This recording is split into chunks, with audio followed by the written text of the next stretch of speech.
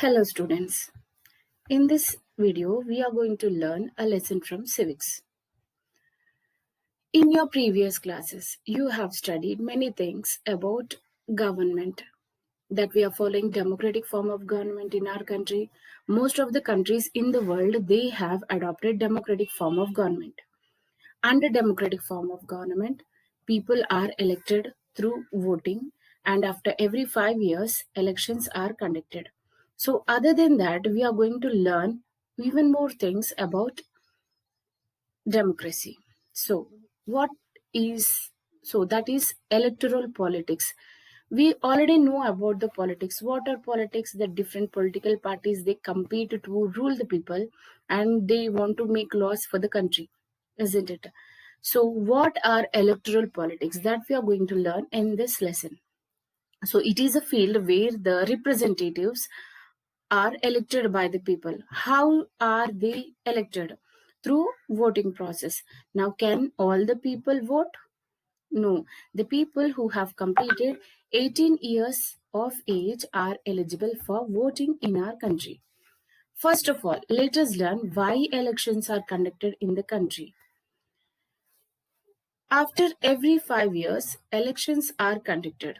Sometimes already the person who ruled, he will get the chance to rule. Like if he governs well, when he got the chance, there is a chance that again people may be pleased by his ruling, pleased by the laws made by him, and again people will elect them. Sometimes, if people are not satisfied with his ruling, they will elect some other person. They will select some other political party. So it is the responsibility of the representatives to gain the confidence of the people. How can they gain the How can they gain confidence of the people? By taking welfare of them, by making efficient laws for the country, isn't it? By serving the country well, they can get the confidence of the people. So, after every 5 years, elections are conducted, and the political party which gains more number of seats, which can secure more number of seats, they will form the government. So, um, you know, the senior member or the efficient member of the political party, he will become the party head will become the prime minister in the country level, and in the state level chief minister will become the party head will become the chief minister. Now what happens to the person? For example, we have two leading political parties in our country, Congress Party and BJP. Now, in the previous elections, BJP have won, and before that also BJP have won. So we have Narendra Modi ji as the Prime Minister, and before that, Congress Party was the ruling party. Now, Congress Party, is it working for the country now? Yes, it is also working as a opposition party of the country. And we must also remember that political party also plays an important role in the democratic government. Now, why do we need to have elections? We have learned why we should have elections. Now, why is it necessary to have elections? The people can choose their leaders when elections are conducted. Different political parties will be there in a country, in the central level and state level, and people will have the option to select a representative. So under monarchical form of government or any other form of government, people will not have they will not have this chance of selecting their representative. So on whom they have much confidence, they will elect that political party, and it means that the people are giving the ownership, or they are giving the political party to frame laws for them. It is that they are giving some ownership or some powers over them. It means when we give powers to someone, when we have the confidence, then only we give powers to someone else. So it is that by electing a person, people are giving some rights to the representatives over them. And to elect that, regularly elections are conducted. After every 5 years, elections are conducted. What makes an election democratic? when we can say that elections are democratic. Now in olden days it was that only the people, the propertied people, or the people who have who can pay taxes, or only men, or only people who belong to particular community, they were allowed to vote. But it is not like that. In present days we are following universal adult franchise, or we can say universal adult suffrage. The people who have completed 18 years of age, irrespective of gender, caste, community, religion, anything, people can vote. So when we are electing, when we are selecting something, there must be some options. If there are no options to select, then it cannot be called as democratic. So multiple political parties should be there, and among that multiple political parties, people should select one political party. They will have an option. So if majority of the people vote for same political party, that political party will form the government. And one more important factor here is free and fair elections should be conducted. It means that political parties should not go for any unfair practices like giving money, or giving any gifts to the people, or rigging. No such kind of things must be done. Is it good to have a political competition? So there are some merits as well as demerits for this political competition. See, under democratic form of government, definitely there will be a competition between different political parties. Like every day in news channels we see that opposition party will be pointing questions towards the ruling party. They will be pointing the faults, or the mistakes which are done by the uh, ruling party. And at the same time, ruling party also they will give the counter that why did they do that, and how it happened actually, and all. So sometimes it may cause, sometimes it is good, and sometimes this political competition have merits as well as demerits. Like as a coin have two faces, this political competition have both the faces. So let us first learn about the demerits. So it creates disunity. uh, when two political parties are fighting amongst themselves for power, sometimes it happens that the unity may break between these political parties. And instead of keeping the welfare of the people in mind, keeping the view of country, benefit of the country in mind, they will think of their own benefits, the party benefits, and they will try to win in the elections by using any unfair methods. And sometimes they will be blaming. Sometimes it may be right and sometimes it may be wrong. The people's image may get spoiled because of this. And actually why they have entered into the politics, with some good intention they will join the politics, but that may be spoiled because they will be in the race of winning in the elections. Now, what are the merits of elections? People will get the right to vote and choose the right. Now, people will be observing these political party leaders, and they will assess the people by the work which is done by them. So, with this, they will vote for them. They will decide which person is good and which person is not, and according to that, they will vote that person.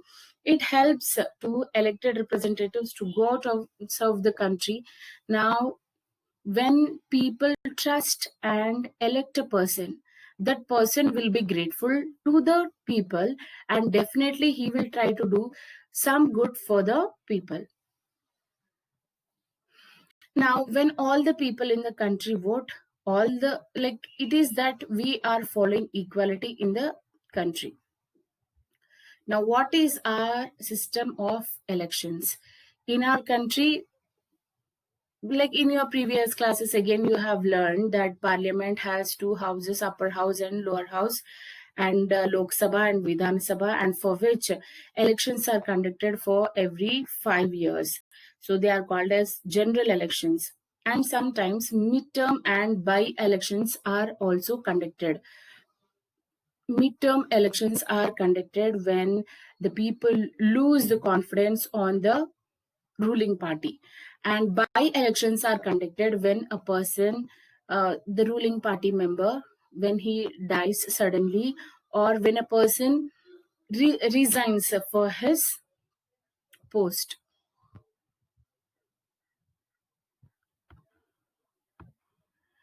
Electoral constituencies. The country is divided basing on the population. Now, India is a vast country, and we cannot follow direct democracy in our country because of its vast length as well as because of its overpopulation. Direct democracy cannot be followed in our country. So, the country has been divided into several constituencies, and each constituency from each constituency, one person will be nominated from one political party. So in our country, we have maximum of 545 constituencies, and the person who wins in the elections for Lok Sabha seat, he is called as the Member of Parliament. Similarly, in the state level, it is divided as the legislative constituencies, and the person who wins more number of votes of the people, he is called as the member of legislative assembly. The open electoral competition, such as weaker sections of the society, may not stand a good chance of winning because of the influence of the powerful sections. Now, sometimes we have seen that in our country also there are some political parties which are more powerful. So, in such cases, some like few small emerging political parties or the weaker political parties may not get the chance to explore, to show up what they want to offer to the people. Hence, the makers of the constitution prepared a system of reserved constituencies. We have also the reservations for the people, for SC and SC people, and in the Lok Sabha seats reserved for SCs and STs are 71 and 41 respectively. It depends on the population. Seats are also reserved for OBC people. They may not have required the resources, education, and contact and contest in the elections. And voters. The list of people who are eligible for voting is prepared by Election Commission of India. So, Election Commission of India is an autonomous body, and they will decide where to conduct elections, when to collect elections, and for which post elections are to be conducted. And they are responsible for conducting elections in the state level as well as in the central level. And this ensures that everyone in the country, so they will make a list of voters. Now they will make a survey that how many people are there in the country, how many men and women, and after getting all the data, they will make a list of the people who are eligible for voting.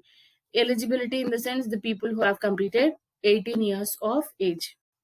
Different citizens differ from one another in any ways. Some are rich, some are poor, some are highly educated, and some are not so educated. And some even see for voting, nothing matters whether they are educated, not educated, whether they are living in the city or in the village or in a hamlet or in a building. It doesn't matter. If he is a citizen of the country, he or she is a citizen of the country and have completed 18 years of age, definitely they are eligible for voting. Nominations. Now, which person is eligible for contesting in the elections? In the previous topic, we have learned that who can vote. Who can vote? Person who have completed 18 years of age can vote. Now, who can contest in the elections? So, the person who have completed 25 years of age and he or she who don't have any criminal background, then these are the people, they can go for the nomination. And a legal declaration has to be made with details of pending criminal cases against the candidate, assets and liabilities of the candidate, and the educational qualifications of the candidate. Every candidate has to make legal declaration giving his full details. So the person who is contesting, who want to contest in the elections, he have to furnish some details about him, like about his previous background and his assets and liabilities, his educational qualification, his family background. All this information he must, or he or she must submit it to the election commission. Then election campaigns, actually again election commission decides whether the person is eligible for contesting elections. Now after observing or after scrutinizing all the information which is submitted by the contestant, the person who want to contest, they will make an inquiry. When they come to know that he is clean, then they will accept. Now again it is in the hands of the election commission whether to accept or reject that person's request. Election campaign in India takes place 2 weeks before the declaration of the final list of the candidates contesting the elections and concluding 48 hours before the date of polling. So when the election date comes before 48 hours itself, the people, the contestants should stop their publicity. They should stop their campaigning. During this campaign, candidates, and there is also a code of conduct that what these people can do and what they cannot do. What they cannot do, they cannot use huge speakers, they cannot bribe the people, they cannot convince the people, or they cannot force the people to vote for them.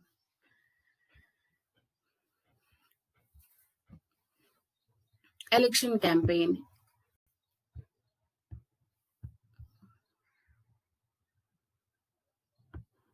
And before elections, the different political parties, they will announce their agenda, like what they are going to do when they win in the elections. Now different political parties will keep different people in their view. Now they will mostly frame schemes or policies which will benefit mostly the peasants and the workers, or the people who are living under below poverty line, or the reserved candidates. So mostly they will frame their agenda basing on the welfare of these people. After that they will give provisions for different types of people, or people who belong to different categories. So keeping in the people who need more help of the government, they will keep them in view, and they will make their agenda that after winning in the elections, that what they are going to do. Now if the people are pleased that what the list of whatever they give, then they will give votes to them. What makes an election in India democratic? In India, elections are conducted, as I said, by an election commission. It is an autonomous body, and all the election related, when to conduct, where to conduct, and it will appoint different officers to conduct the. You might have seen your parents going to vote, and in the nearby government schools or some private schools, they will select, and each and every polling booth will have one officer. He is the head of that polling booth, and police security also will be there. And there in the place of um, polling booth, they cannot display any religious symbols.